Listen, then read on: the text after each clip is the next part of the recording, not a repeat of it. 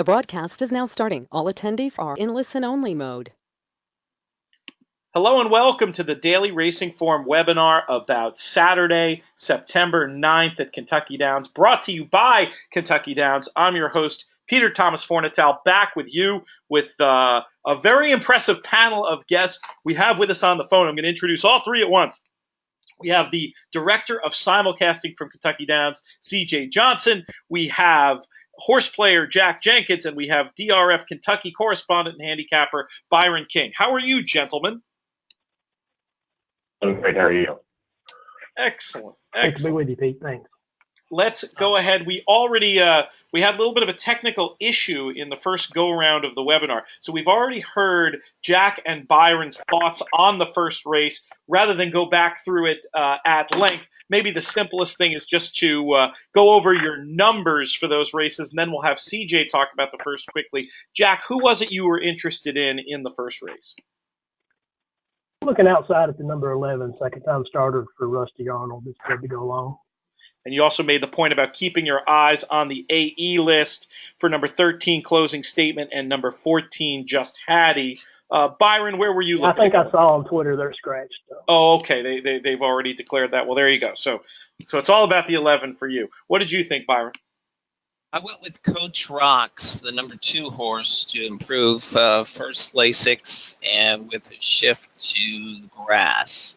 And in fact, for anybody that wants to see, I retweeted it. Doug Bradar, who's the jock agent for Florent Giroux, put the early scratches up, and I retweeted it. So for the first race, as Jack mentioned, all the AEs are out. In fact, all the AEs are out for what looks like the first 4 races, if that helps for us going forward.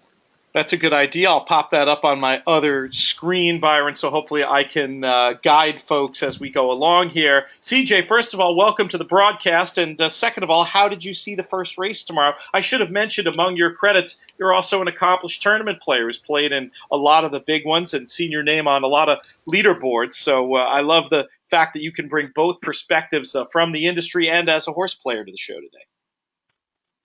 Yeah, I unfortunately have 3 kids now, or fortunately, so I don't get to play as many tournaments as I used to. I've been pretty fortunate and qualified for the BCBC.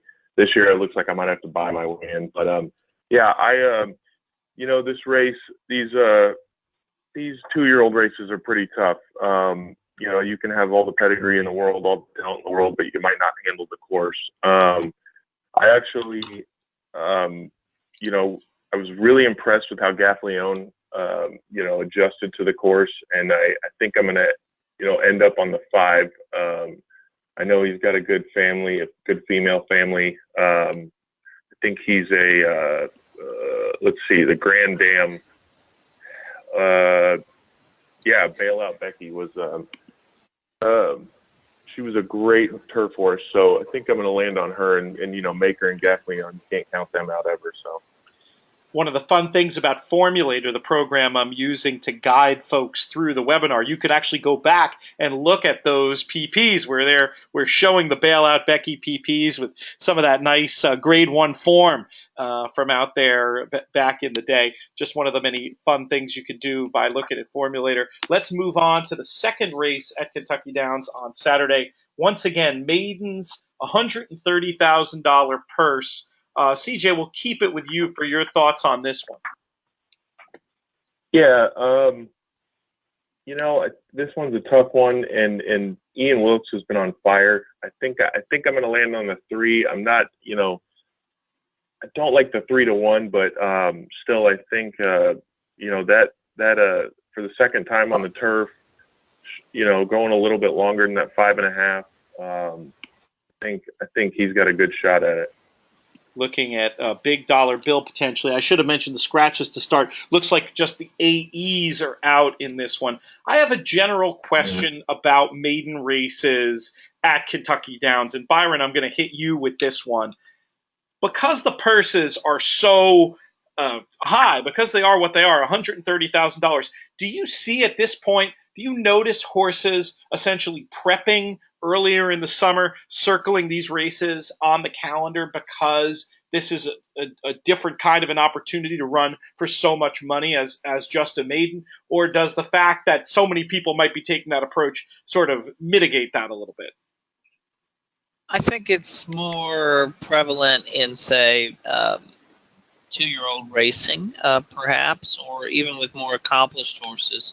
With older maidens, as we have in the second race, um, if you've been waiting all this time, you've probably blown a lot of opportunities along the way. I think the maidens that are older horses at this point are maidens because they're just not that uh, brilliant of racehorses. So I think I don't see it as much as it applies to the second race, but certainly there's no doubt in my mind. In fact, I know it for a fact for you know um, the Mike Maker stable that this is a meet that they point for. It's just a ton. He's got a ton of turf horses, and obviously the money is tremendous. It's higher than it'll be at any other point in the season. It definitely happens, but I see it less so with older maidens. It just stands to reason that if you could have broken your maiden long ago, you would have if you could have. Makes perfect sense to me. What were your thoughts on the second race? I went with the 12 horse Sharm El Sheikh, and I'm not. I don't love this horse. This is a horse that kind of has some hanging tendencies. Doesn't seem to want to pass horses late.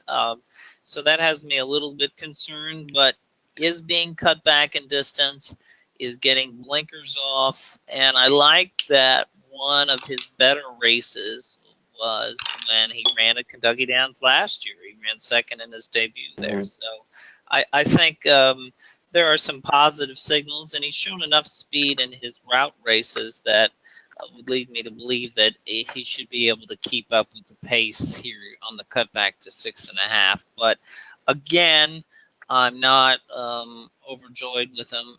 Speaking to your earlier point, Pete, regarding if somebody prepped, I think if that were the case, the most logical horse in here that might have done it would have been the 3 Big Dollar Bill, who after 2 races at Gulfstream over the weekend or over the winter on dirt, they ran in a 5.5, which seemed too short for him at Ellis, and now they've stretched him out a little bit. So he might fit that profile of what you were talking about. Jack, how do you see this one? I'm with CJ. I landed on the 3 for the Hot Wilkes barn. Also think you got to give a look to the 8, who made a wide middle move last time, 20-1 on the morning line there, so maybe a price to throw in. And also gave a look to the 9, who gets Leparoux, who won, I think, 4 yesterday. The Dam broke her maiden sprinting on the grass, so I'm 3-8-9. It's interesting. A couple of you have made references to riders specifically and how they ride the Kentucky Downs course. Jack, I'll ask you this one. Is it a course where who's in the irons matters more to you than at your sort of average, normally configured race course? Yeah, I think it does help there. Leparoux, Perrant, even. They've had a lot of success the last couple of years, and riders can get hot and they get to riding there with a lot of confidence. I do look at it a little bit more. I'm not a jockey handicapper usually. It's usually way down on my list of things I look at, but I do take it into consideration much more at Kentucky Downs. Jack, let's keep it with you as we turn the page to the third race at Kentucky Downs. We're going 1 mile and 5/16 for a first level allowance race. Who did you come up with in here? Pretty tough race. I landed on the 1 for Chris Hartman, who I got to meet a couple weeks ago at Ellis. Super nice guy. So, that horse run really well last time. Faced a older, experienced horse and just missed to his Sardanic Joe. He just kind of kept grinding along, and I think this distance with Leparoux could be a pretty good spot for him here. galloping course anyway, and you throw in the mile and 5/16 distance, I can certainly see why you'd be looking particularly for horses who have many reserves of stamina. Byron, where did you land? I landed on the 4 Richmond Street. This is a horse that comes by way of New York, and just I believe it's just been running in better allowance races up there. Now his last 2 races haven't been particularly good. He ran 11th and 6th, but had some trouble last time. And this is a horse that, when he puts it all together, can run fires in the mid 80s, which fit quite nicely in this race. And he's already proven he can stay. You know, he's won at a mile and a quarter, and he's placed at a mile and a half, so the distance shouldn't be an issue for the 4 Richmond Street. Looking at that, looking at some of that back form, a mile and a half second to Sadler's Joy from last year, I can definitely pick up what you're laying down there. CJ, where are you here?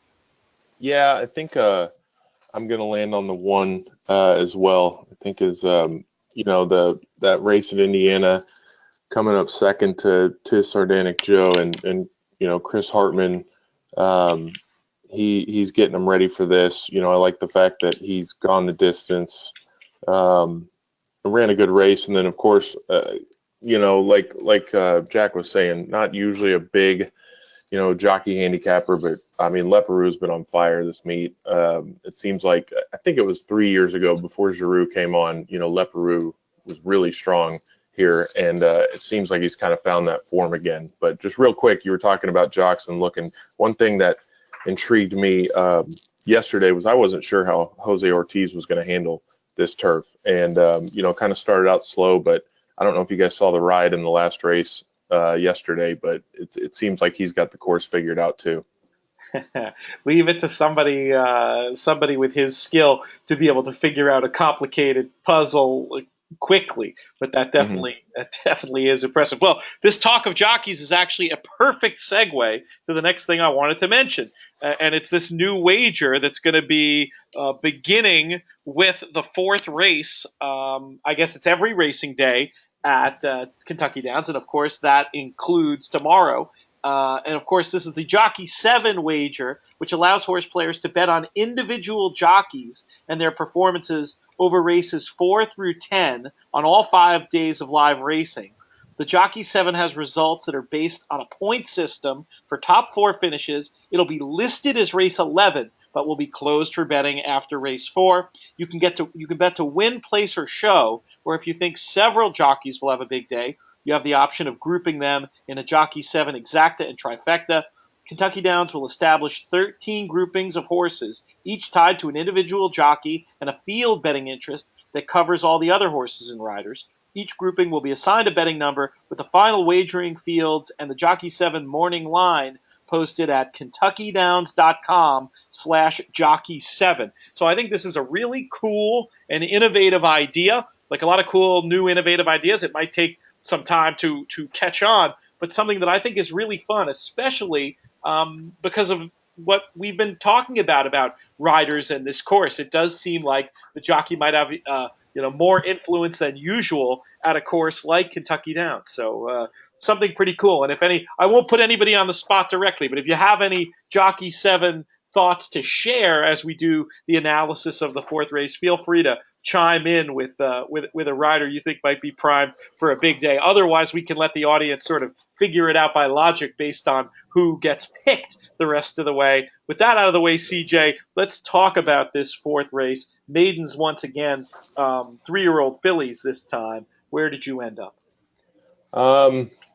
This was another really, really tough one. I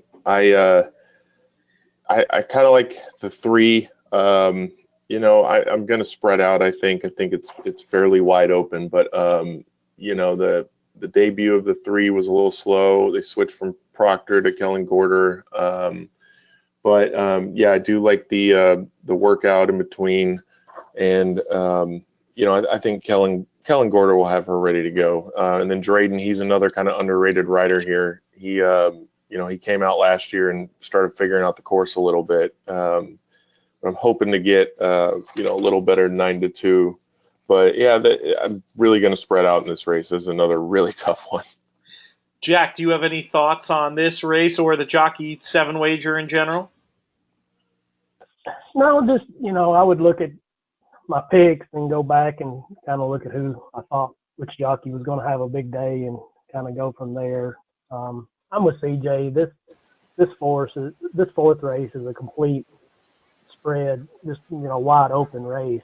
A lot of different directions to go. I do have the 3 on top also. They really bet that horse in a 10-horse field first time out. So I'm going to use the stall first timer, the 6.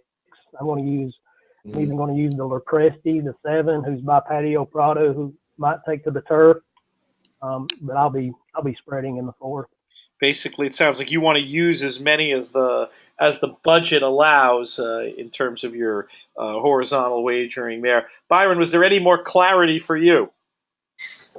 This is so odd, but it seems many times it'll happen this race that a very contentious race and 3 people settle on the same horse who by no means is a standout.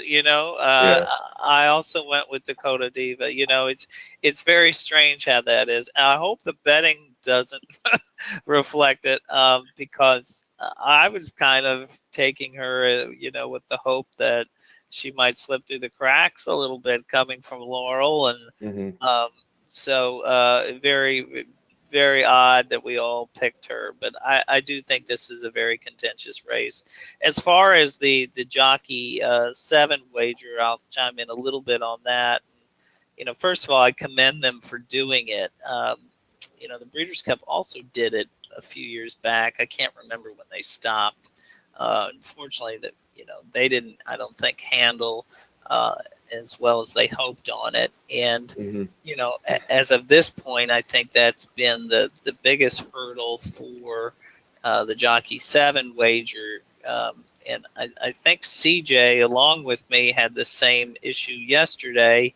I looked up at the board with a fairly small amount of time to post. I don't know how many minutes it was, and the field was a huge number. I want to say 22 to 1. So yeah. I ran up and bet some money on it, and naturally, as in if you were to play any track that had a small pool, it doesn't take a lot of mutual action to change the odds pretty significantly. So.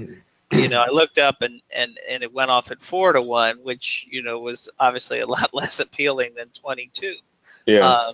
So that's part of a small pool. So I think people kind of have to take that into account when they do see the odds that there could be some notable changes, and you can't price shop as much knowing that other people are looking at it too, and they're going to run up and bet it at the last minute and change it. But the field has placed, I think both days they were second. So even if they don't have a lot of live mounts, and you're going to have more of those kind of 6 to 1 to 30 to 1 kind of horses in there, they can pick up a lot of second, third, fourth kind of points to at least get them in the money position. So I think people should always consider at least the exactor or the try with them with the field. Yeah, and real quick, I know we're tight on time, but let me just so this Jockey 7, we did it just to kind of create a new way to bet on jocks, have a little fun. I mean, we all know someone who just bets on whatever horse their favorite jock is riding, but also a portion of the commissions go to the permanently disabled jockeys fund. So that was a big motivator behind it. But getting into this being the first year, there's logistical nightmares throughout the entire process, whether it's, video, getting, certain the pools and all that kind of stuff, because it is a separate race with, I don't want to get too technical here, but all that data comes from Equibase. And when you don't have horses in your field, it just creates a nightmare, so it'll get better every day. Next year it'll get better. I think we've handled about 8,000 both days total on it. So, we really didn't have many expectations on it, but I think I appreciate the support of all the people getting behind it and willing to give it a try, and it helps a good cause. So That's a great point. And I think at this point, my approach as a horse player would just be, this is not the wager where I'm looking to grind out value, and Yeah. this is something that's fun in support of a good cause, and it's cool, and it's something that could grow over time. So Yeah. make a token wager, something you're comfortable with, and not the kind of situation where you want to overbet the pot, obviously, with the potential for odds changes. But still, when racetracks do cool, creative things, especially in support of a good cause, this is where we have an opportunity as horse players to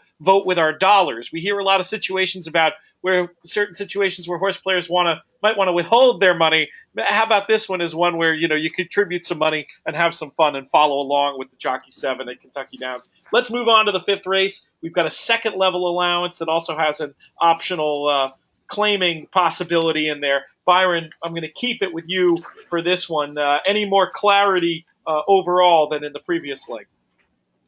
Well, I have, first of all, one thing I'll say about optional claiming races, especially for males, and I'll clarify why I believe that's the case for males, but I really like the horses running for a tag. The price is usually very high in these kinds of races. It's 62.5 for a two other than. And essentially with these 62.5 horses, a lot of them are just kind of a smidge below stakes quality. And and they're usually quite experienced. And so they'll run for a tag, particularly when the purse is $145,000. And I think a lot of them have an experience edge. You see it less with the fillies, the reason being because of residual value for some of these fillies, Sure. if they're well bred, So, having said all that, I like Flashy Chelsea in this race. Coming out of, as I mentioned, just was a cut below stakes quality, got outrun in the Stars and Stripes and the Cliff Gilliams, but now is back in for a tag. Is a past winner at Kentucky Downs, the number 3 horse, Flashy Chelsea. CJ? Yeah, I'm huge on the horse for course here. If you run well over the surface, that's huge for me. Like I said earlier, we've just seen too many horses that are great horses, but they don't run. They just don't like the ground. They don't get over it well. And I love the experience. Again, Maker, I think Ortiz has the course figured out. I think this horse has enough early speed to lay, close and then pounce late. We didn't see. I know last year towards the end the track was pretty speed favoring, but it seems like it's been pretty fair the first 2 days so far. And the one thing is we're moving the rail back in, so it'll open up that inside. So lots of reasons there, Jack. We're not going to make it 3 for 3, 2 races in a row, are we? Well, that's who I had, but I'll digress. No, be true to your opinion. I'll talk up. With these 12 horse fields here, I mean, you can, I couldn't talk you off any of them, and I could also talk up 5 of them, but the number 10 crew chief had a questionable ride trip last time, made an early 4-wide move, and he kind of sustained that move and just got beat late by an older class horse named Laddie Boy. I'm going to use crew chief at 15-1. In Kentucky Downs is a type of horse where horses that can make that early move and then stay on, could run really good. I wish he had a race over the course like Flashy Chelsea, but I think the price will be right on crew chief. That's an interesting point you make, Jack, and I want to follow up on it. So is it harder is it like a typical race course where the deep closers can be at kind of a disadvantage as opposed to a horse that has, even if they're a finishing type horse, has at least a little bit of tactical foot? Is that a clue that you look for in a horse that might adapt well to Kentucky Downs, even if the horse hasn't run there before, like what you were describing in Crew Chief? Yeah, exactly. I mean, it helps to have horses that have versatile running styles. Crew Chief's shown he can come from way out of it. He can set just off. There's another horse in here, number 7, Turf Titan. who's won on the lead and he's won from closing way back, I would give him a look at good odds here. He's not as experienced as some of these other ones, but he's so versatile and he's obviously got talent. He's well bred by Kitten's Joy, so he's not a toss at all. And keep an eye out for that 8 too. Just if the inside is playing pretty, I think the 8 could be a factor too if he gets out. Chance to maybe make all, are you thinking, CJ? Yeah. And the number 9's a scratch, so that took some speed out, which will help the 8 a great deal.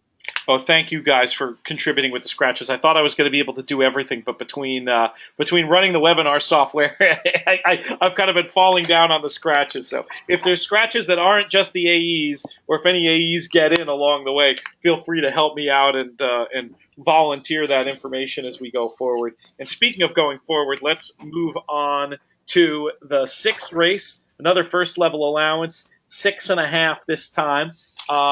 CJ, we'll make you start this time. Yeah, I think you guys might call me crazy, but I think the 4 possibly has a chance to upset this field. I know poor Burrell has been kind of cold the last couple of years. He was our all-time leading rider until Brian Hernandez passed him last year, but I think this horse could get loose on the lead as well. He took a little break after that nice maiden win at Churchill. We'll see how obviously the War Fronts can kind of run on anything. But I think he could get out, and I like his works. Looks like he's in shape. But yeah, I think that's a nice little long shot because I've kind of been going chalk up until here. But I'll throw him in, and then the 3 obviously will be tough. Catalano used to have great meets here, and so he knows the course and he knows who to bring here. So. Yeah, that's a good question, actually. I mean, have you noticed over the years, CJ, I would assume that there are certain barns, we mentioned before about Maker pointing to this meet. Is the trainer angle as important as it is at other boutique meets?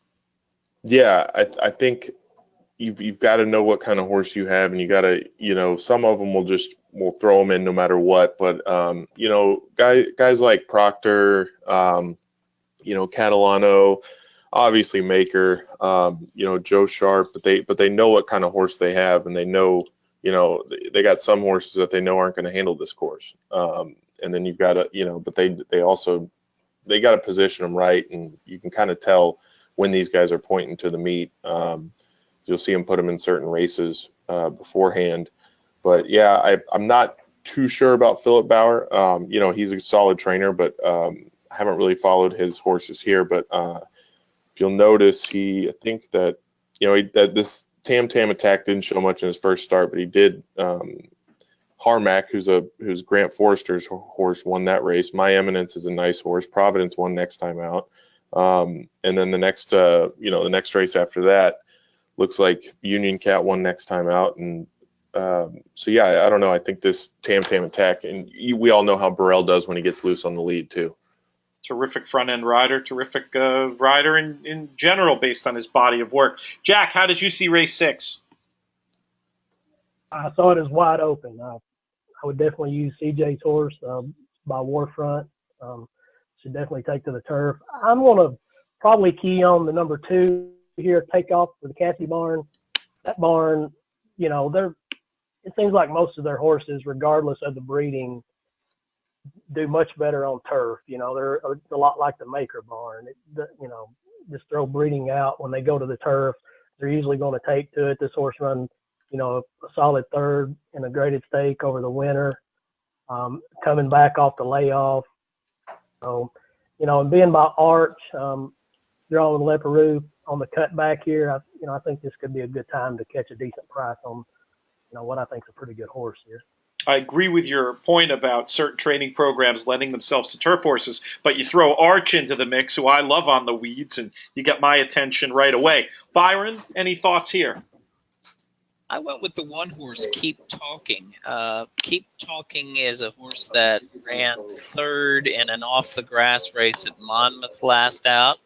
But a pretty good effort, I thought, considering that doesn't seem to be.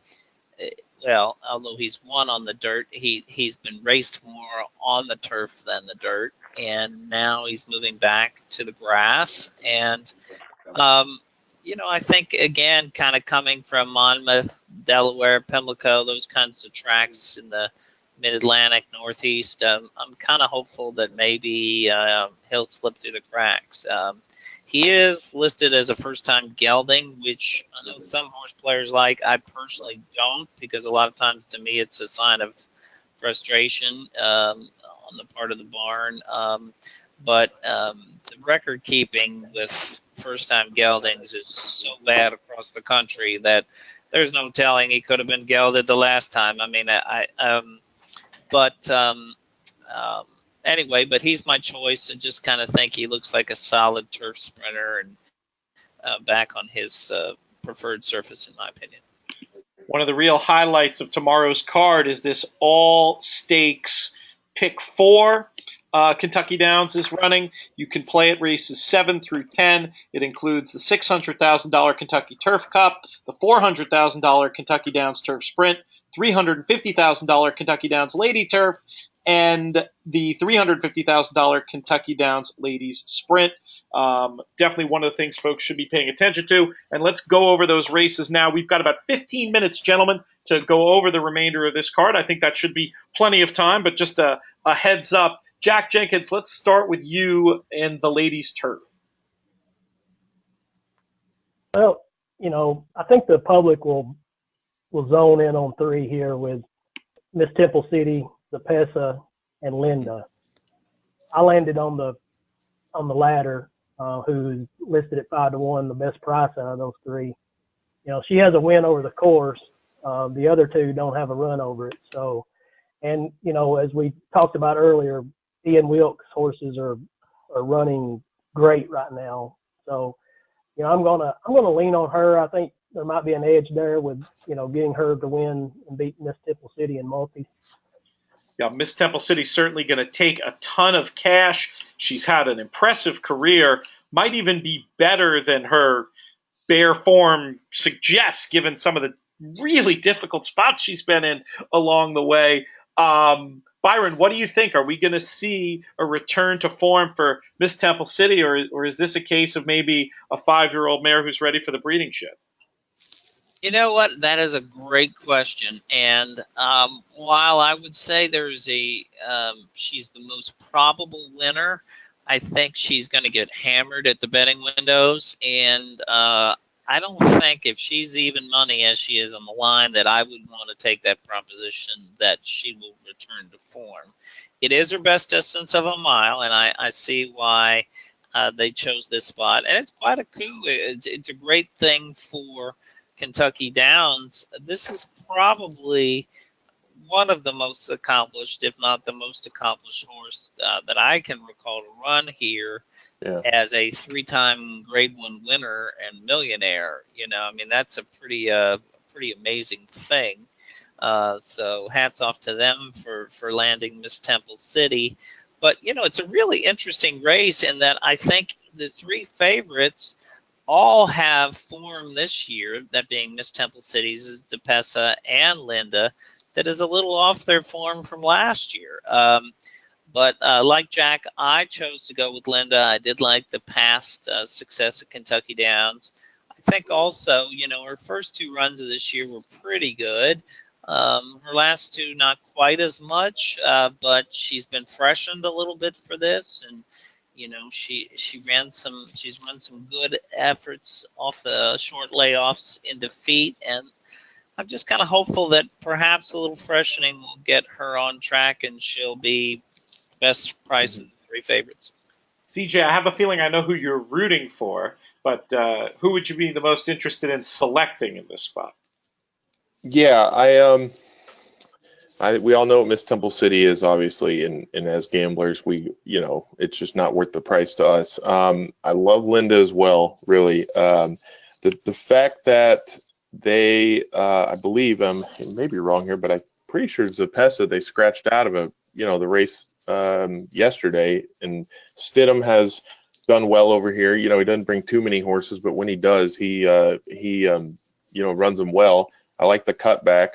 I think Zapessa could pounce on Miss Temple City if she doesn't take to the course. And like I said, and I think she might be able to lay a little closer than Linda, but and obviously depending on how the track's playing, but I think just to play devil's advocate with and not go with the other two, I'm gonna land on Zapessa. I like it. It is interesting. There's definitely some common ground among the crew today, but good to have a little bit of variation as well. And with that, let's move on to the 8th race, the Kentucky Downs Ladies Sprint. CJ, very curious to hear where you ended up in this spot. Yeah, I think I'm gonna land on the Mississippi Delta, the former champ. Cassie always gets her ready to go. She's didn't run that great last time out, but in between then, she's ran some pretty nice races. I mean, she won the ladies sprint last year and went on to win the grade 3, and I think Cassie's got her ready and primed to go.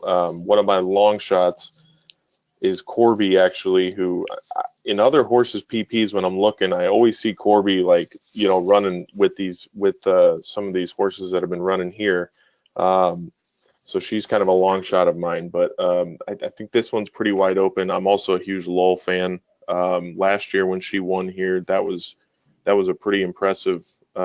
She's got a run over the course. So I think this one's pretty open, but here's the other thing I'm going to tell you. Neil Pesson always gets his horses ready to run here. So, Scattergun, she's stepping up in company, but who knows? He could have her primed and ready to go. I mean, he doesn't chase empty wagons out here. So good to know. Some under the radar trainer angles there from CJ. Jack, what are your thoughts? Yeah, I couldn't get away from the one here, Mississippi Delta. She has a win over what was a very soft course there last year. It was after actually a huge rain delay. Mm-hmm. So she looked great winning on the week of the Belmont. I was there at Belmont that day, and she was very impressive. She was probably running a little too short last time at Saratoga. The Cassie barn didn't have the best of meets at all up there at Saratoga. And now they're back in Kentucky. Gets Leparoux. I think she'll be the horse to key on here. My angle to the race is to try to get the number 2, the Fairpoint for Shug out of the trifecta. I think she'll take a lot of money with Jose Ortiz. I think she's kind of tailing off her last race.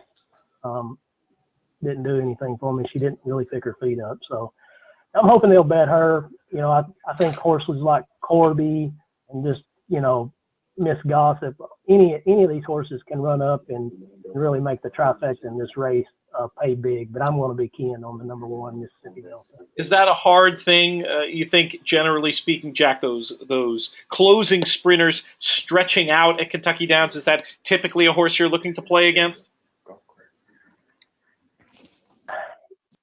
Yeah, it just depends on the horse, but it's more of a form thing with her. Gotcha. I really liked her last year when she won on Breeders' Cup Day, but the way she's come back this year, just I don't know. I just don't know if she wants to do it. Really, she had a good trip when she won. When she won second off the break at Saratoga, and then I thought she was much the horse to beat. The day after the Travers in that stake, and she just didn't fire at all. Now Shug, brings her out of New York down here. I don't know. I think she could eliminate the takeout here for us. So, Byron, where are you? You know what? All the points that I would have made have already been made. Mississippi Delta was my selection based on her prior win here and just her effectiveness as a these kind of 6.5 to mile kind of races. I think she's very well suited to the race, and I really rather than just completely echo what the other guys have said, I'll just go with that. I like it because we are running a little low on time. We could go 6 or 7 minutes, I think, and still be within bounds. But we have two really interesting races to talk about. The first of them is the Kentucky Downs Turf Sprint. Byron, why don't you kick us off here? Well, this race was a race that I went with a cutbacker in Bondurant, who is a horse that I think has been running with some rather elite milers. You look at his running lines, and he last time raced in the Forbidden Apple against Disco Partner and Get Jets. Get Jets came back and won, and Disco Partner, is just brilliant at Belmont in those one-turn races. So I thought that was a fine third, and his fourth in the Grade 2 Wise Dan was also pretty good. He was just kind of steady in those races. Now, the one cause for concern I have with him is the fact he's unplaced in 2 starts at Kentucky Downs. But I also believe that whenever you're looking at a small sample size, you have to view those results in context. And in his case, his 2 runs at Kentucky Downs, one was his debut. Ian Wilkes horses rarely win their debuts. And he ran against Aero Force and just didn't run at all, first out. And the other one was, following a 9.5-month layoff last fall, and he ran 5th, beaten 2.5. With trouble, with legitimate trouble in there, too. I think that's a great point you make, Byron, about trying to just look beyond the career box and look at those specifics of those starts and see if maybe there were excuses. And I think in Bondurant's case, there were 2 of them. CJ, what did you think in here? Yeah, obviously you got Hoagie, who last year, I remember this, he was 15-1, and in the paddock he just looked amazing. And I was so busy I didn't even really look at the PPs, but I put a few bucks on him to win. Got beat by a neck by Successful Native. That race was a pretty strong race. But you got Dimension, who's got to win over the course. Again, I don't want to, Bonnarant, I think is my top pick, but I'm going to kind of wheel around and, I could make a case for this horse is a soft spot in my heart though. But, I know undrafted, it might be getting a little over the hill, but I think he could pop in at the, underneath. I think he'll go off higher at 9-2, higher than 9-2. Also where, hang on one second. Where's the horse? Sorry. It was, dang. Shoot, I'm sorry, guys. I can't find. Come up with a quick thought there. I just wanted to point out about Hoagie. We talked about Mike Maker a bunch on here, but how about this for a nice claim to take the horse for 80 and then be able to immediately, a couple of weeks later, go into a $400,000 stake where you're 5-2 on the morning line. That's playing the claiming game pretty well.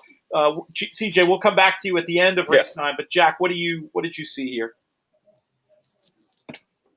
Yeah, the number 10 Hoagie. I'm probably going to make the trip to Kentucky Downs just so I have an end to meet this horse. He's always been a favorite horse of mine. This would be his 45th start. Now that he's in the Maker barn, I can get up close and maybe get a picture with him. So nice. He's going to be tough in here. Off the claim for Maker. And he's always come from pretty far out of it. But last year, in the race CJ was referencing at Kentucky Downs, he set right off the pace. So drawn outside with Florent, he should set a good trip. I'm also going to be looking at the number 1 Command for the Mott Barn with Jose Ortiz. That horse seems to be getting really good right now. Yeah. And this 6.5 distance should really fit him well. He's coming off of a win at Saratoga. He faced Green Mass 2 back at Woodbine at kind of this distance. So he's done nothing wrong. I think he's a up and comer. So those are the 2 I'll be keying on. I like it. CJ, did you have a final thought about the 9th? Yeah, it was actually Command. Again, Jose Ortiz, I had so much uncertainty, but after he got that win in the last race, I totally feel comfortable playing him. And, Command got second to American Patriot in that maiden special weight at Keeneland. He's faced pretty good company, as Jack was saying.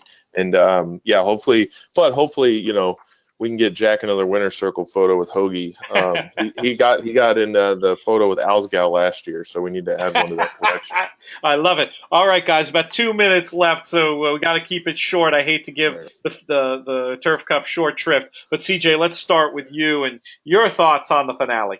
Yeah, I'm again. This race is a crazy one, but with no De Big Haas, I see it being wide open. Oscar nominated is going to take a ton of money. Again, just how unbelievable is Maker off the claim, and then these horses. I also like Mook de Sur, and fun fact, Kier McLaughlin doesn't really come out here that often. Actually, I'm looking at his all-time record. In '99, he had one start, one win. 2002, one win, and one start, and he got second. But he's another smart horseman who knows how to point his horses. Joe Bravo, you can't go wrong with him. He always gives it his best, and this horse has, run two pretty nice races in a row. So I think that's kind of my middle price horse right there that I'm gonna try and key on. Work into the number. I like it. Byron? I like Postulation. This is a horse that won the American St. Ledger last time, which had followed a $50,000 win at, $50,000 stakes win at Delaware. And this is a horse that's just got his act together. I mean, he was as highly ineffective last year and has just dramatically improved with a change of equipment and stretch out to marathons. And although not name connections, high percentage ones. Trainer is 6 for 23 on the year, and the jock is 4 for 9 riding for him. So, number one, Postulation for me. Jack, how we getting out? Well, if you need a get out horse, I'm going to be looking for the number 12 at 20-1 Nessie. He's a horse. He's just always kind of hanging around, and I really think he's a great key here. Maybe not to win. I think he can definitely win, but I think he's a great horse to key on in exotic. He was pretty impressive last time. He got no pace whatsoever last time at Saratoga. But this is kind of Mike Maker's type race. He's come, he's won the last two and trying to become the first 3-time winner of this race. And he's got the Glebe and a few others in here, but Postulation looks awful tough to me as far as, if I had a gun to my head or had to walk back to Gainesboro from Kentucky Downs, I guess I would go with Postulation. Yeah, it was a good point you made about Nessie. I was going to throw that in there as a long shot as well. I don't know. I truly believe connections, matter a lot in this Kentucky Downs. Wilkes has been on fire. Hernandez, our all-time leading rider. The two of those team up well, but I think that could be, you could get a nice price on that horse underneath as well.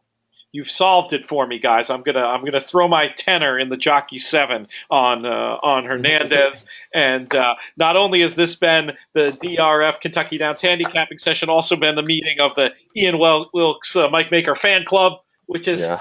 Which, maybe not the worst thing to be. That is all the time we have, but I do want to very quickly, lots of great stuff from the panel day. I'd like you gentlemen to give out your Twitter handles quickly so folks can follow along. CJ, we'll start with you. It's at CJ Johnson, but it's spelled out CEEJAYJOHNSEN, not SON. Johnson, EN. Jack, your Twitter. At Balljack, as in volunteer, 79. Balljack 79. Balljack 79. And Byron? I am DRF Byron King. Most of the DRF guys are just their last name, but they threw my first one in. I guess some imposter might have grabbed it early. I don't know. No annoying underscore either. You lucked out with that Twitter handle. You're not the DRF King? Okay. Yeah, maybe that was it. It seemed like that was like too grandiose a title. Yeah.